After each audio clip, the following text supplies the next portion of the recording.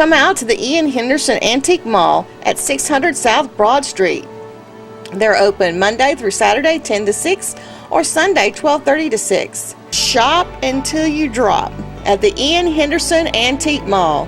If you're currently looking for a place to live, there is a 3-bedroom, 2-bath, 2-car garage house for rent.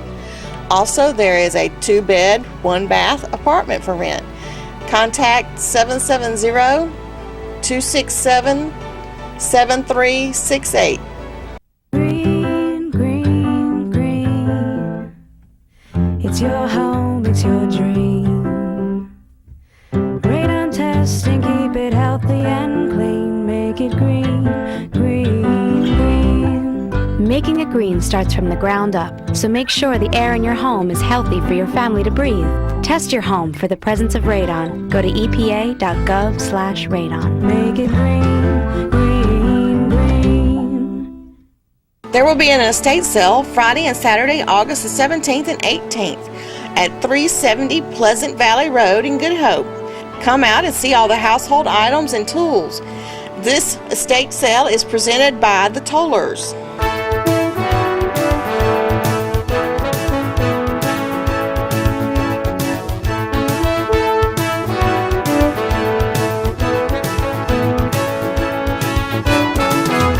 Hello everyone, Frank Whitley, Walton Entertainment Sports, and of course the high school football season gets underway this month for Georgia High School Association member schools here in Walton County. Let's take a look at the schedule for Friday, August the 31st. That's Friday, August the 31st now. Loganville will be at Monroe area. The two teams have not faced each other since 2009, and Monroe's going to be trying to end a big losing streak against Loganville on that particular Friday night. Social Circle will play at Strong Rock Christian. First Presbyterian Day will be at George Walton Academy, and Woodland of Stockbridge will play at Walnut Grove. Once again, that's the high school football schedule for Friday, August the 31st, this month, the opening of the high school season for member schools of the Georgia High School Association here in Walton County. Frank Whitley, Walton Entertainment Sports. This is Paul Mullins with Walton Entertainment. It is August the 1st. This is the groundbreaking ceremony for Baxter, and we're so glad that they've come to our community. They will be bringing about 1,500 jobs to our area, and then there will be some other jobs that will be offsets from it. So congratulations to having our Baxter Corporation as our neighbor. Alan probably gave the best introduction you can give, but he has made economic development his priority. He has given us every tool needed to get the job done. He's preached things like perseverance, partnerships, and flexibility. And those three things are the reason Baxter is here today. And he's given us every tool in the toolbox. And I can say only that. Please help me welcome Governor Nathan Deal.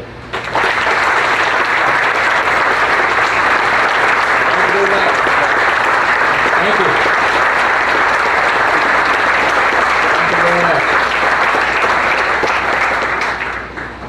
Thank you, Chris. To state and local elected officials and those who serve in other positions of responsibility in the counties that surround this great project, and to all of you who are here today and have worked so hard to make this happen. Today is a glorious day for the state of Georgia.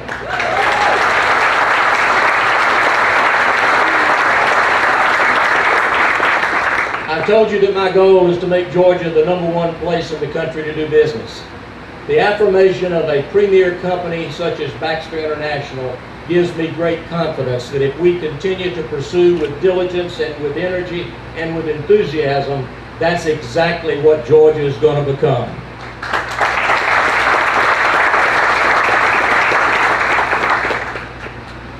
You know, we are now launching into an area that we have said for a very long time we wanted Georgia to be involved in, and that is the bioscience area. Some have said we could never break through because there were too many people ahead of us, that we would never be perceived as a state that was welcoming and would embrace the bioscience arena. To have Baxter as our premier Exhibit A for a former trial lawyer, you could not have better evidence that we have broken that barrier today. And thank you for all of your efforts. You know, Baxter International is synonymous with innovation. It is synonymous with being on the cutting edge of what the new technologies and the new devices as well as the new pharmaceuticals are going to be. And with this biologic plant that is going to be producing cutting edge products, we know they will continue to be there. But today, you've already heard some of those introduced and welcomed, and I would join in the list that Chris Kaminsky has already enumerated. But the people who will be working here will be receiving training through our premier program of Quick Start, through our technical college system. There will be a training program put in place with a building and a facility to accommodate that training. What this does is not only provide Baxter with the kind of employees they need from day one, but it begins the process of developing a workforce that will sustain this industry and its companion industries for many, many years to come. And I want to thank Technical College President of our Commissioner, rather, I should say, Ron Jackson. And for Jackie with the Quick Start program, you are an important ingredient, and I think that Baxter would attest to the fact that your input, your presence, and your willingness to be a vital part of the planning and the preparation of their workforce was an important part of the reason they made this decision. Now, I had the opportunity, and as Chris Kaminsky indicated, you know, unfortunately, the press sometimes doesn't like it, but we have to do things in secret sometimes. My opportunity to meet the CEO of Baxter, Bob Parkinson, was one of those, I guess you might say, clandestine kind of meetings. And you know, I was expecting some highfalutin, slick fella from Chicago. I came to find out he's just a corn farmer who grew up on a farm just like I did. And for my good friend Mort Ewing, who is the former president of our Georgia Farm Bureau here in the state of Georgia, he can attest to the fact that leaders in our state, and obviously in your state and in your industry and in industries around the world, probably are the folks who grew up in those kinds of environments. They teach you a lot of things that you need to know. And I want you to know, Bob, that you're going to have a workforce that is groomed and ready, understands the importance of hard work, has those kind of job skills of showing up on time when they're supposed to be somewhere, taking pride in what they do. That is a Georgia quality that I think Baxter is going to benefit from greatly. Now, Bob has a great team with him. Some of them are on the stage here today, some of them are in the audience. They have worked very, very hard because getting approval through a corporate process to locate a facility, which, by the way, folks, is $1 billion capital investment in our state. The largest investment in my term of government.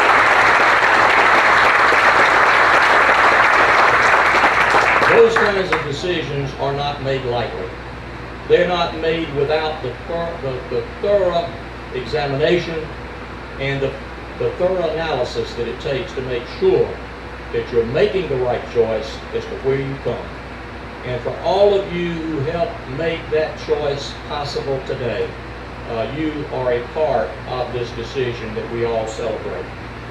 Now, in addition to the economic impact that this location of Baxter will have on not only this region of our state, but our state as a whole, Baxter has the reputation of being a great corporate citizen. And we have every reason to know that they will continue that partnership with local communities, and many of you are represented here today, and you will benefit greatly from the fact that you're having Baxter and its employees, and especially its management teams, located in your communities. But Bob, I want to tell you that cooperation is definitely a two-way street. And as you may not know, Stanton Springs Parkway is going to be renamed Baxter Parkway.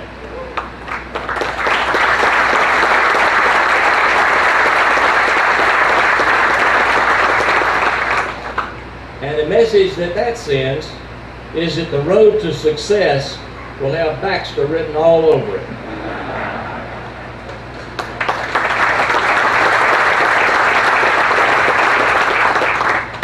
As I said in the beginning, this is a great day for Georgia. Thank you all for being here, but it doesn't stop today. It will require the support of all of you who have made this decision and this announcement possible today. And I want to assure Baxter and all of its people that all of us at every level of government will fulfill our promises.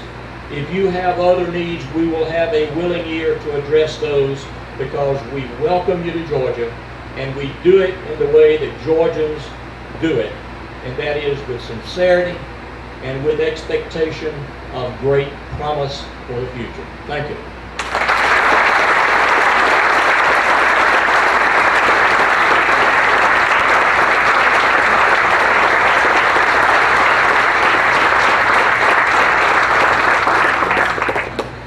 And as I looked over at one of Bob's board members, I just remembered I forgot to recognize my chairman of my board, Charles Starbutton. Thank you for being here wherever you are today. We couldn't do it without you. The governor's right. The people at Baxter have been incredibly wonderful to work for. Ludwig and Julie and their team have been exceptional people who we always tried our best, even with difficult negotiations, to always find a way to do it civilly. And when we couldn't always find a way to say yes, we always found a way around the problem, and I can't thank them enough. And they have entrusted somebody sort of new to the team, I guess. I met him last week. His name's Brian Johnston, and he is going to be overseeing this project. Give you a little history of Brian before he comes up here. He serves as a program executive to increase Baxter's global supply of plasma-derived therapies. Brian has global responsibility to increase the supply of plasma-derived therapies, including the construction and startup of the facility in Covington, as well as increasing the number of BioLife centers that supply plasma from donors. Brian will oversee ongoing operations at the Covington plant and ensure the project is completed on schedule with safe and efficient plant operations. Please help me welcome a soon-to-be not transplanted Georgian, but I'm sure somebody's been here a lot more than he thought he would be 2 years ago, Brian Johnston.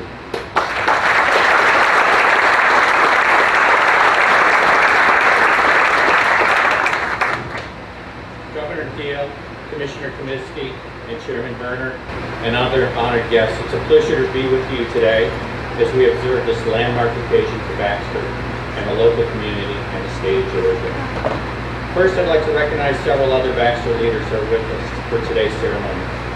Julie Kim, the global leader of Baxter's Viral Therapeutic franchise, whose vision continues to be crucial to the success of this project and how we serve our patients around the world. Ludwig Hampton. He is the president of Bioscience at Baxter, who set the strategic direction laying the groundwork for this capacity expansion. Dr. James Gavin, CEO and Chief Medical Officer of Healing Our Village Inc.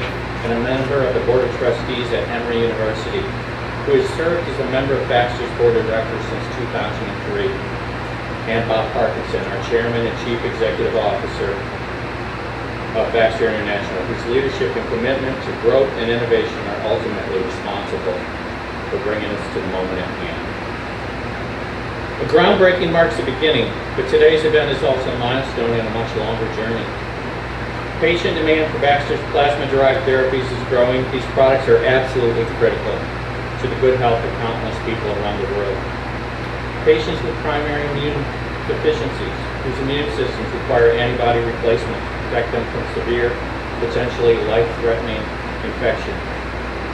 Burn victims who need the healing attributes of albumin to recover from their injuries. Hemophilia patients who must have regular treatment to keep their bleeding under control. And people with multifocal neuropathy whose weakening limbs make them unable to even zip a jacket or hold a draw next to water without medical intervention. These are just some of the people who are turning to us for help with the promise of a healthier life. For years, Baxter has been optimizing existing infrastructure, improving production efficiencies, and relentlessly driving higher levels of quality to address the crucial need for plasma-derived therapeutics. But recently, our company's leaders decided to make an extraordinary investment that would allow us to serve many more patients in the years to come. The Baxter team evaluated well over 100 locations worldwide, as the governor said, We're building a new state-of-the-art facility to significantly increase our manufacturing capacity. A single site where we'll be able to separate plasma into its component parts, purify those components, use them to make life-sustaining therapies, and package the finished products for our patients and their healthcare providers. We ultimately determined that our most compelling opportunity to create this comprehensive facility existed right here where we're gathered today. Covington provides a location where we can custom build to our exacting specifications. It offers room to grow in the future as the needs and demands of our patients evolve. The logistical strengths of the local area are remarkable. With all the necessary construction, utility, and operational resources in place to address our complex requirements and national and international distribution at our doorstep. Of course, the true measure of any community is its people. And it's already clear through my interactions with people here that the remarkable citizens of this community and the state of Georgia are poised and eager to join in our shared success and do anything that's needed to get our job done. Ramping up a new biologics manufacturing facility is a very lengthy process. It includes construction, installation, preparation, testing, quality assurance, regulatory inspections, and approvals. We ultimately expect to hire more than 1,500 people as the site becomes operational, and it plays a growing role in the economic health of the community. But the broader impact of this effort is already being felt with the construction, supply, and ancillary needs, providing opportunity to hundreds of people and business in the media area and beyond. I'm truly excited to partner with those here today and others that I'll be meeting in the weeks ahead as the journey continues. I anticipate great things to come for Baxter, Georgia, and the patients around the world who will benefit from what we've accomplished starting today. It is now my great pleasure to invite Baxter Chairman and Chief Executive Officer Bob Parkinson to say a few words before our official groundbreaking. Thank you.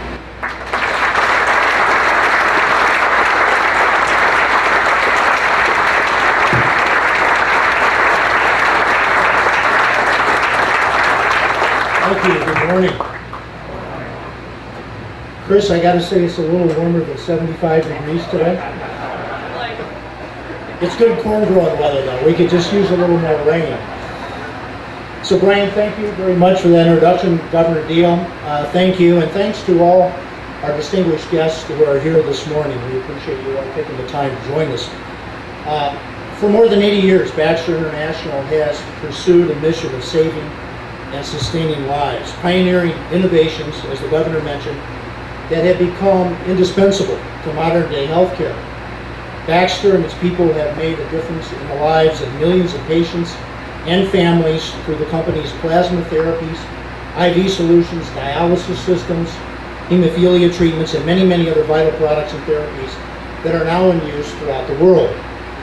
It's a privilege to work for a company and in an industry that's committed to advancing good health and changing the lives for the better. After spending 35 years in healthcare, which I have, my own passion and belief in this purpose has never been stronger than it is today. That's one of the reasons that I'm honored to join you as we break ground on a $1 billion state-of-the-art biologics manufacturing facility. This major capital investment will support the needs of patients worldwide. And, as was mentioned, it will provide more than 1,500 jobs in Georgia for employees who will come to share the privileges and responsibilities of working in this rewarding field. And it will contribute to the economic vibrancy of the local area, the state, and well beyond. I want to emphasize that these are new jobs. Baxter is substantially expanding the manufacturing capacity in order to address growing worldwide patient demand for its plasma-based therapeutics while bolstering the company's status as a net exporter of U.S. manufactured products. Baxter is determined in its pursuit of solutions to today's and tomorrow's healthcare challenges. This year, we're investing nearly $1 billion in research and development to develop new products and therapies to serve patients and their healthcare providers in the most effective, cost-efficient manner possible. And as part of these efforts, we're also constantly researching the broader application of existing therapies.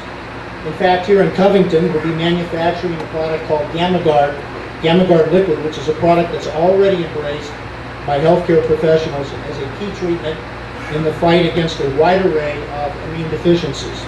And as Brian alluded to just a couple of minutes ago, GammaGuard recently was also approved by the FDA to treat multifocal motor neuropathy. This is a degenerative disease that can result in debilitating limb weakness.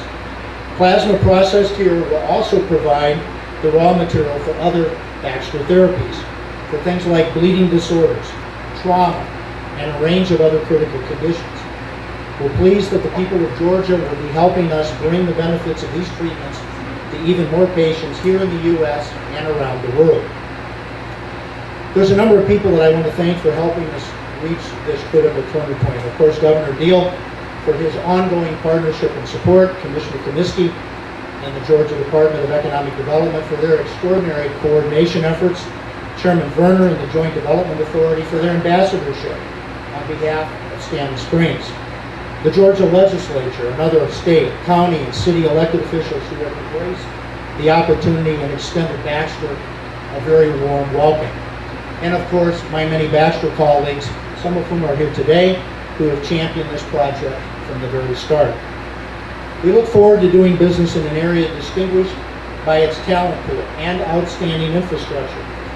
Georgia's commitment to workforce success through, as was mentioned earlier, its Quick Start development program certainly contributed to the unique appeal to this site for Baxter.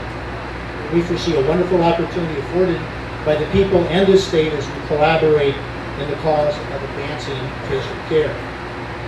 And Governor, I fully expect that you'll find us to be a strong community partner. Baxter is committed to creating social, environmental, and economic value across the many constituencies that we serve, including the communities in which we live and work. We're dedicated to sustainability in the broadest sense, which includes promoting a safe, healthy workplace, embracing diversity, using natural resources responsibly, and fostering a sustainable supply chain. We're also focused on expanding access to health care in underserved communities around the world, and being first on the scene with product donations at times of natural disasters and other emergencies. And in addition, you'll find that our employees, as was mentioned by the Governor, are highly active in community service and volunteerism, a spirit that reflects and in fact expands on Baxter's fundamental commitment to saving, sustaining, and bettering lives. So in closing, on behalf of everyone at Baxter, I offer sincere thanks to all those present, as well as the many others who have helped us reach this moment this morning. But today's groundbreaking is just the beginning. We look forward to reconvening in a few years from now as we cut the ribbon and commence commercial operations at this wonderful new Covington facility. Thank you very much.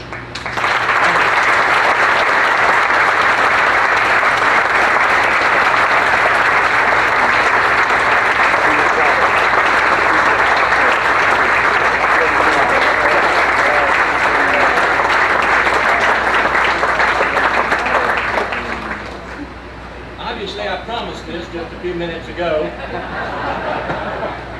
and I keep my promises. I am pleased to present to you a replica of the new sign that will welcome everyone to the Baxter facility. Isn't that great?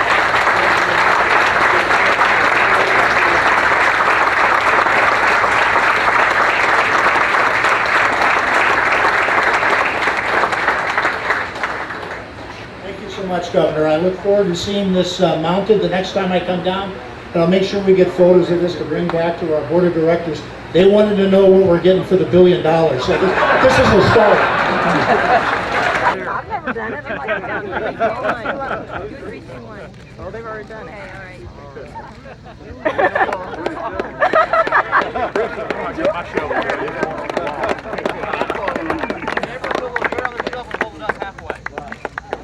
Yeah. Okay, yeah, there it is. Wait, Julie needs to get some better.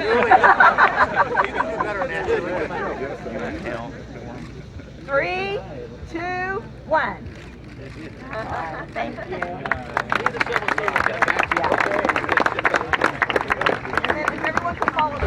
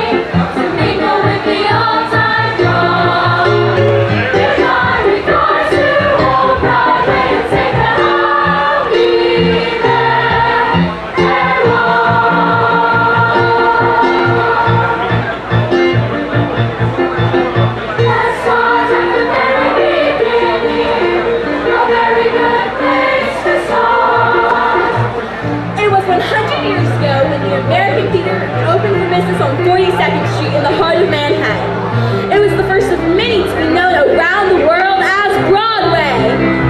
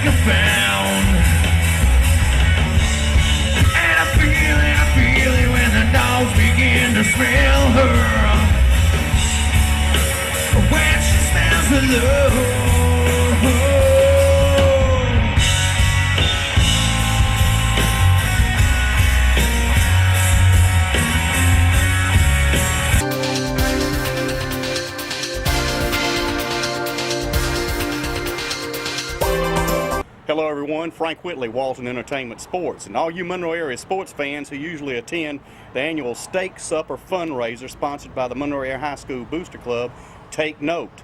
The Booster Club has moved the event to October. Booster Club spokesperson Karen Brown told me the event will take place in October. The Booster Club is hoping to use the first weekend of that month for the annual fundraiser. The Steak Supper fundraiser has always been held on the Thursday night before the Purple Hurricanes' first football game of the season. So keep that big change in mind of moving the event to October. Walton Entertainment will have PSA announcements about the fundraiser starting in September. Frank Whitley, Walton Entertainment Sports.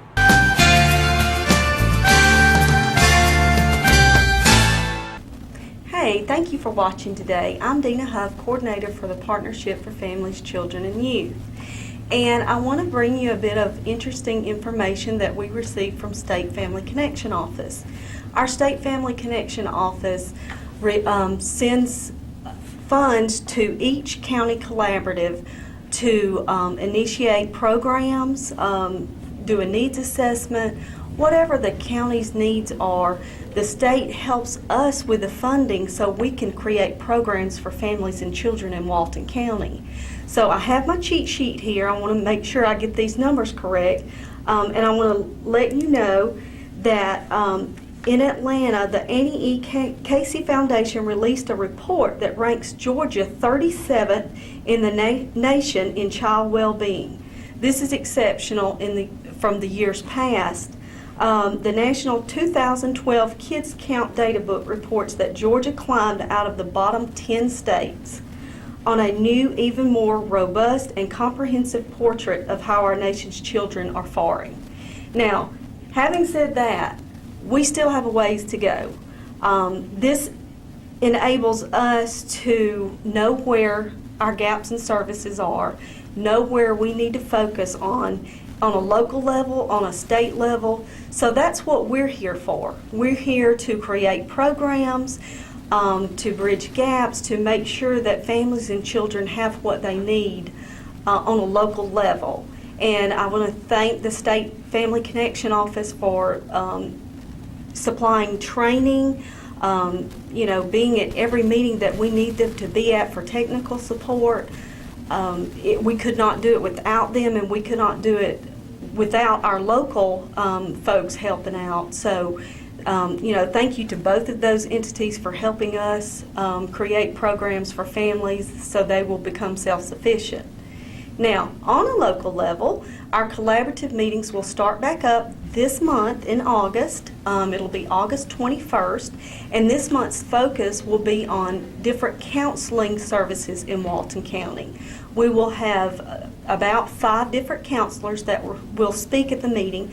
They'll tell you what type of counseling services they offer, what types of insurance they accept, and their hours of operation and place of business. So I encourage you to come to that meeting, gather information. I know school's starting and kids and families, there's going to be times you may find out that you need some counseling services. So please feel free to come to that meeting. Again, that's on August 21st at 8 a.m. at Felker Community Center. And we will also have a representative from AmeriGroup speak at that meeting as well to tell you about their insurance program. So please feel free to come. And if you have any questions, I'd love to talk to you about the Kids Count Data Book.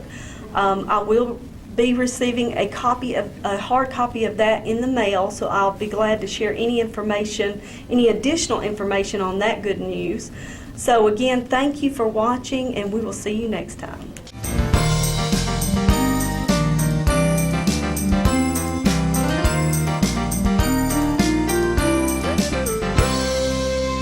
Hi, my name is Gwen Queen, and I'm the 4-H Program Assistant here at the Walton County Extension Office. We know that everybody is getting ready and geared up for the back-to-school activities that are going on right now, and we also have that same excitement here at the Walton County 4-H office. Many parents may remember 4-H from their time in school. Some of you may not even be familiar with 4-H at all.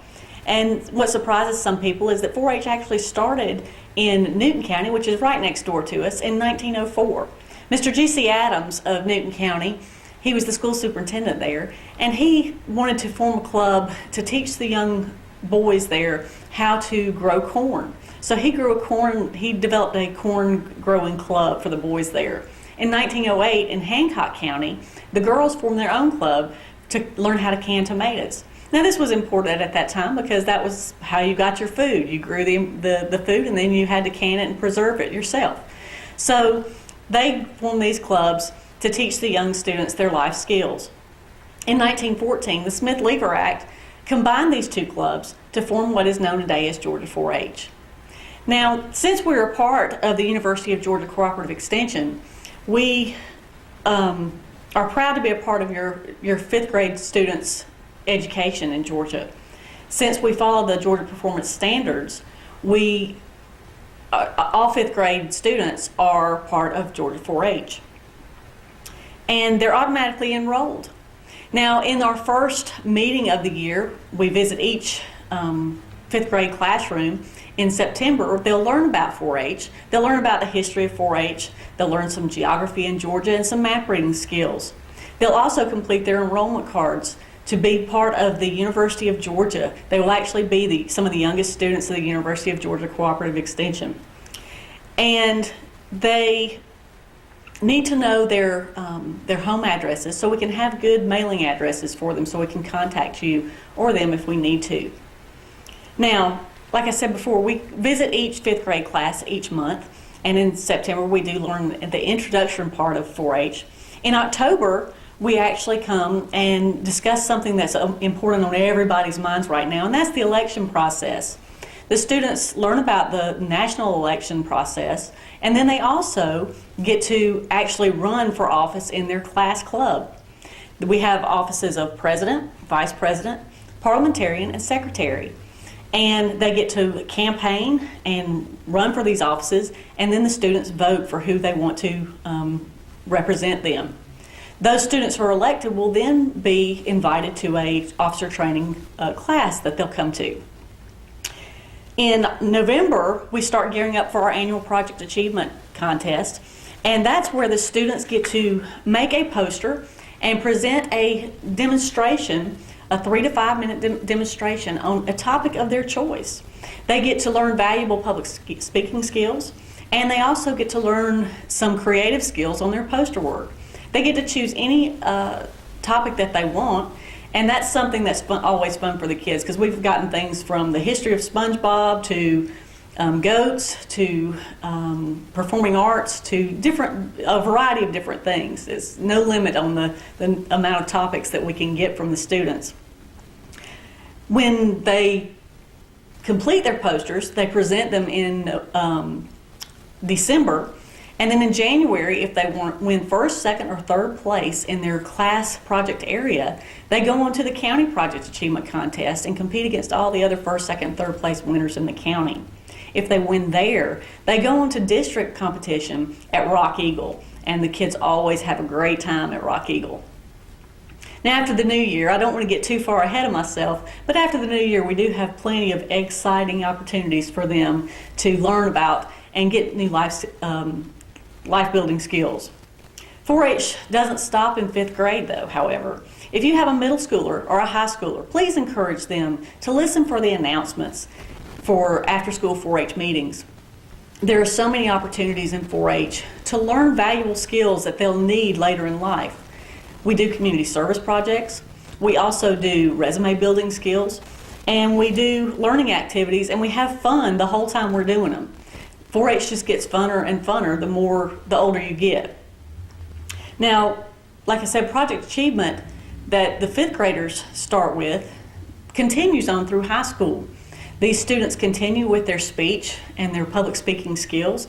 They also continue with their poster creativity. But they also have another element that's added in when they get to 7th grade. From 7th grade to 12th grade, they start compiling a portfolio where they maintain all of the things that they do, their accomplishments, their achievements, everything that they do, they maintain it in this portfolio.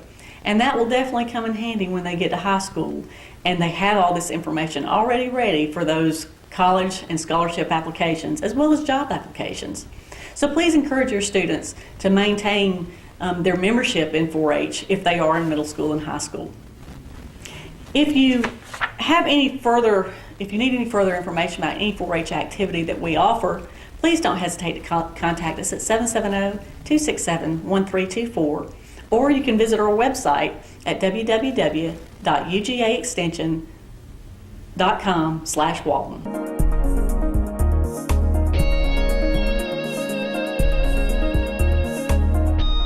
Hey there, I'm Emily Russell reporting to you from downtown Monroe. We're so glad you're joining us today. We've got so many exciting things going on around town as usual, and just wanted to take an opportunity to share some of those things with you. Hopefully this past Friday you came out to hear the Brothers of the Road Band, which is an Allman Brothers tribute band. They just put on an excellent show and we were just so grateful to have them, so hopefully you made it out for that. In addition, hopefully you came out to our farmers market or rode in our antique trolley. Both of those were going on this past Saturday. Hopefully you came out and took advantage of those things. things. So if you have not done either of those things, I encourage you to come out. Our farmers market is every single Saturday, starting at 8 a.m. and running all the way to 1 p.m. The farmers market offers a variety of fresh fruits and vegetables that are all locally grown in and around Walton County. In addition to local produce, we also have local vendors who feature their artistic talents, whether it be through their crafts or whatever it is that they have to share with others. So hopefully you come out to enjoy that with us. Again, that is every single Saturday. In addition, our antique rail, the Monroe Antique Rail, runs every first and third Saturdays. Just a great opportunity for you to get to see some of the scenery in downtown Monroe, as well as visit the antique malls, shop in our downtown stores, dine in our restaurants, whatever your heart's desire might be on those first and third Saturdays from 10 a.m. until 2 p.m. Admission is free on the antique rail, so we encourage you to come out and take advantage of that. Lastly, our next big event that is coming up is the Swingin' Medallions First Friday concert. That will be the first Friday in September, which is Friday, September the 7th. Wheels will be opening for them. They'll be the opening band starting at 5:30 right here on the courthouse lawn. And then the Swingin' Medallions will be taking the stage at 7 o'clock to just rock us on into the evening, having a great time, enjoying the sounds of the Swingin' Medallions and just the environment and everything here in downtown Monroe. So be sure and mark your calendar. Again, that is Friday, September the 7th. The Swingin' Medallions will be here in downtown Monroe. In addition, VIP tables are available. Please give us a call at the development office for information on those. That number is 770-266-5331.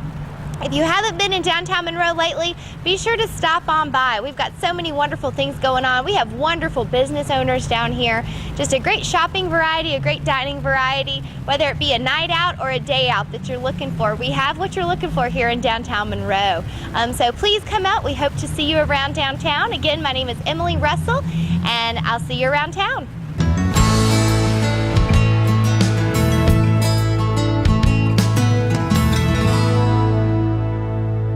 Hi, and welcome to this week's edition of The Health Story. My name is Dee Dee Harris. I'm the Executive Director of Walton Wellness, a nonprofit located here in Walton County dedicated to the prevention of lifestyle-related chronic illness, focusing on diabetes and heart disease. And each week I like to bring you some kind of tidbit of information or either interview someone that I think you might find interesting, something that will benefit your health journey or your family's health journey. And today I just want to talk a little bit about something that you've probably been hearing a lot about in the news, which is whooping cough. And I know that you've heard the term probably through the years, but recently we've heard a lot of things about whooping cough because we're seeing a lot more cases. And in certain areas of the country, they're actually considering it to be outbreaks of whooping cough. And some of you may be saying, what is whooping cough? It certainly has a funny name. What is that? That's actually the infection. It's called pertussis, or pertussis. And you actually do get vaccinated if you have your children on a regular schedule of vaccines from the time they're born. They actually are vaccinated for pertussis. It's put in typically with the diphtheria tetanus shot, and they call it a DTaP. And so the pertussis vaccine is included in that. So if your child has had a regular schedule of vaccines, they have been vaccinated against the whooping cough or pertussis. However, they are seeing that there are some outbreaks happening in older children as well, which is making them wonder, is the vaccine actually working as well as it should be, or is it starting to wear off as children are getting older? So these are some of the things that the CDC is actually working on investigating and looking at. Why are we seeing more cases of whooping cough? Another idea of why there might be more cases they are considering, because lots of people are choosing not to have their children vaccinated these days because of all the controversy with the autism and all of those type of things and the possible interactions. Some parents are choosing not to vaccinate their child from birth or delaying it, so then they are being exposed to the whooping cough infection and actually getting them.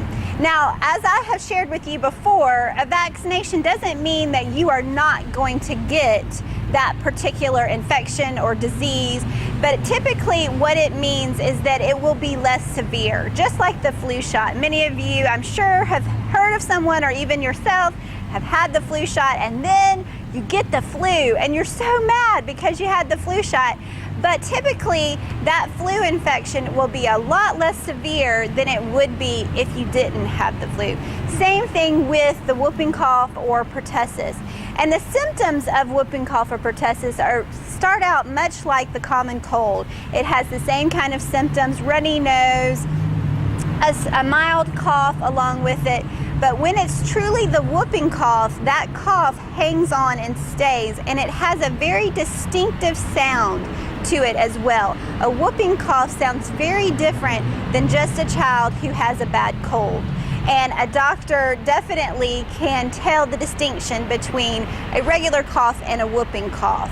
I encourage you, especially now we're right here, school's about to start in a week or so, and so all of our children are going to be getting together and sharing all their germs with one another, which we all look forward to as parents.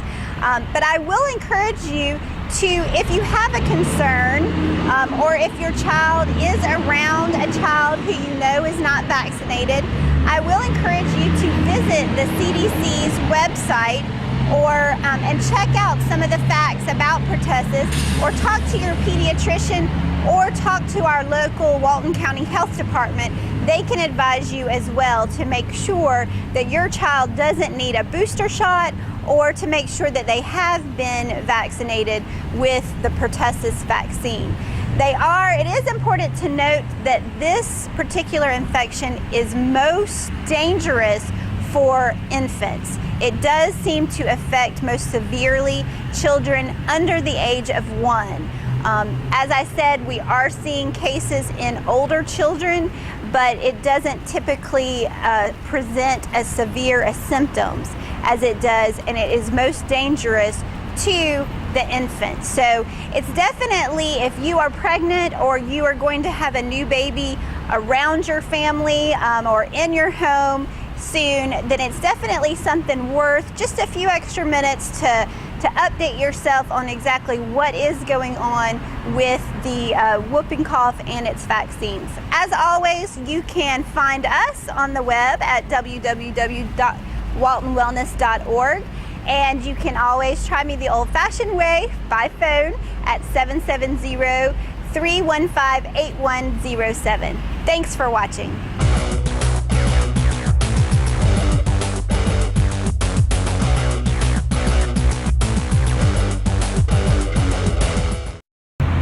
Hi, this is Jody Johnson here with the Recreation Report. We've had a lot going on, and this is our busiest time of the year coming up. I know it still feels like summer, but we've started our fall activities with our baseball and fall baseball and softball program that's started practicing. Our football and cheerleading program has also started practicing in this hot weather, and also our fall soccer is underway. Numbers are up. We have a lot more teams than we've had in the past, so we look forward to having a great fall. Looking back to the spring, we want to congratulate some of our all-star teams that did very well. Our 5-, 6-, and 7-, 8-year-old softball teams out of the West Walton area won their all-star tournaments. They played in the Free Tri-County and won that, and they also came in second place in the Tri-County tournament, which includes Gwinnett, Walton, and Barrow counties. So congratulations to those teams. Our big league team, which is our 18 and under baseball team, also won the district tournament, went on and played in the state tournament, which we hosted here in Walton County at our beautiful Legion Field in Loganville. And they did not win the state tournament, so congratulations for participating in that. We also hosted the girls tournaments, state tournaments. We didn't have any teams participating in the girls Little League state tournaments. We did host those here in Walton County, and I think Madison County won those tournaments. So congratulations to those teams. Coming up August 8th, you'll see on TV, you'll see the Little League tournaments. They're always very exciting. Some of our teams have ambitions of one day playing on that. So August 8th, starting on ESPN, the ABC channels, you'll start seeing those Little League tournaments again that everyone loves to watch. Again, going back to our fall activities, Really looking forward to a great season this year. Games will start here in the end of August, beginning of September. So you'll see a lot of kids out at the parks. We're really keeping an eye on the humidity. I know Georgia High School's come up with some new ideas of keeping kids safe, and we're going to try to abide by those temperature gauges and heat index, so to keep all our kids safe and hydrated. And remember, if your kid is participating with us, make sure they are hydrating themselves every day, not just when they're thirsty, but drink water before and after activities to try to help us keep them safe. And if they ever experience any problems, please let the coach know to try to keep those players safe and going well. So also remember, we do have our community centers out there. It's in the mid-90s, so remember, you can go into our community centers for a small fee and go in a climate control building and continue exercising. It's a great place to walk. And we still have a lot of people that are utilizing Meridian Park. We have hundreds of people every day that walk around that pond. It's a great place to get out and exercise early in the morning, late in the evenings. And again, if those times don't work for you, come inside to our climate control. It's only $2 per week per family. We'll prorate that for the time, the years, the months that we have left in the calendar year for us. So come out, and any other programs that you want to see us have, go to our website at waltoncountyga.gov for more information, or give us a call. Those phone numbers are on there as well, and we'll try to help you out. We want everyone to enjoy recreation here in Walton County, whether it's a young child or a senior that wants to come to our senior aerobics classes, or any type programs that we may have. Come and contact us, host a program, be a part of a program, but be active and be fit and enjoy Walton County, what it has to offer. Until next time, thank you very much.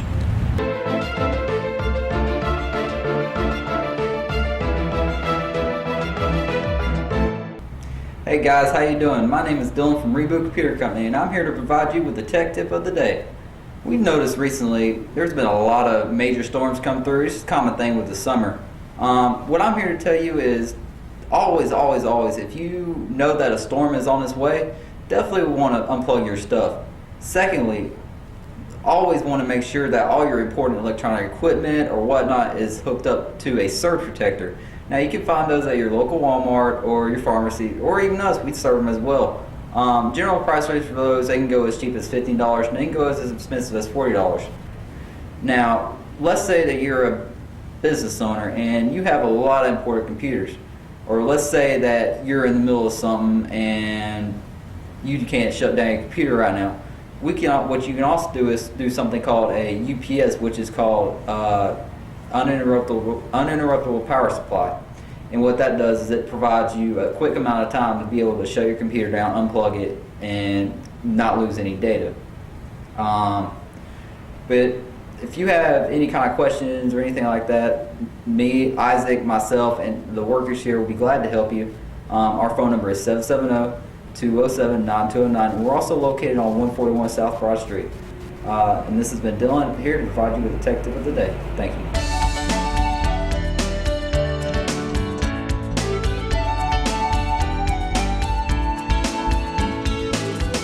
Thanks for tuning in today. We're going to show you the dogs and cats that are available for adoption here at Walton County Animal Control. Yeah, it's back to school time, but don't back off. If you're looking for a family pet, we've got a lot of great ones here. You know, we get all kinds of different dogs in. People think you just have ugly or sick mutts at the pound, but we've had a purebred husky in. We've had a lot of different purebred dogs that come through here. And so you can always either come by the shelter every afternoon from 2 to 5. We're open for general viewing, and select Saturdays we're open from 10 to 2 for you to come and look. Or if you want to look online, we keep all the pets posted there. That's waltonpets.net. You can see there all the dogs and cats that are in the shelter. We also have our adoption fees and procedures listed there as well. But as always, we haven't gone up on our adoption fee. It's only $40 to adopt a dog or a cat. For the cats this time of year, we'll do 2-for-1 adoptions. One $40 adoption fee will get you 2 great cats. We'll vaccinate them both, deworm them both, and you're eligible for a discounted spay-neuter on both of them as well. So no reason to go out and buy a pet. Come on down to Walton County Animal Control or look on our website and you can see what we have for adoption here. We got a 3-month-old female kitten.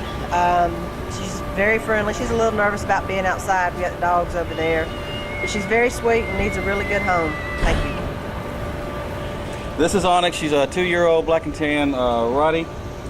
She's available for today for her for adoption, and she's very good and very good on the leash. Come on, girl. A male and a female mix, probably about 3 months old, looking for a good home. This is Nikita, female. She's probably about a year old, very sweet, seems to get along with other dogs. She doesn't seem aggressive towards anybody. She loves people and other animals. I'm not sure about cats, but she doesn't mind other dogs. Very sweet dog. She's up for adoption. Need to come get her fast. This is Sops. He's a pit mix. He's about 3 years old. He's not neutered. He's really sweet. He's got a lot of energy, and he could really use a good home. I have here a little black kitten, female, about 6 months old, and it's just a beautiful cat. And we'd love for you to have able to come out here and get this cat. It needs a good home. Lab hound mix. Her name's Sophie. She's about 4 years old. Not spayed. Looking for a good home. We have an Australian Shepherd mixed puppy as a female. She's about 3 months old. She's very sweet and very friendly. There you go. All right, this is Basset Hound female, 2 years old, Basset / Pointer mix, and should be available for adoption here soon.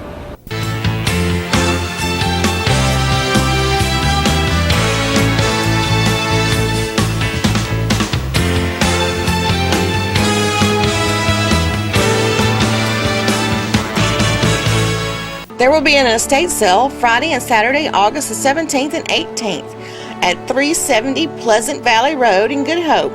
Come out and see all the household items and tools. This estate sale is presented by the Tollers. Come out to the Ian Henderson Antique Mall at 600 South Broad Street. They're open Monday through Saturday 10 to 6 or Sunday 12:30 to 6. Shop until you drop at the Ian Henderson Antique Mall. If you're currently looking for a place to live, there is a 3-bedroom, 2-bath, 2-car garage house for rent. Also, there is a 2-bed, 1-bath apartment for rent. Contact 770-267-7368. Green, green, green. It's your home, it's your dream. Radon testing, keep it healthy and clean. Make it green, green, green.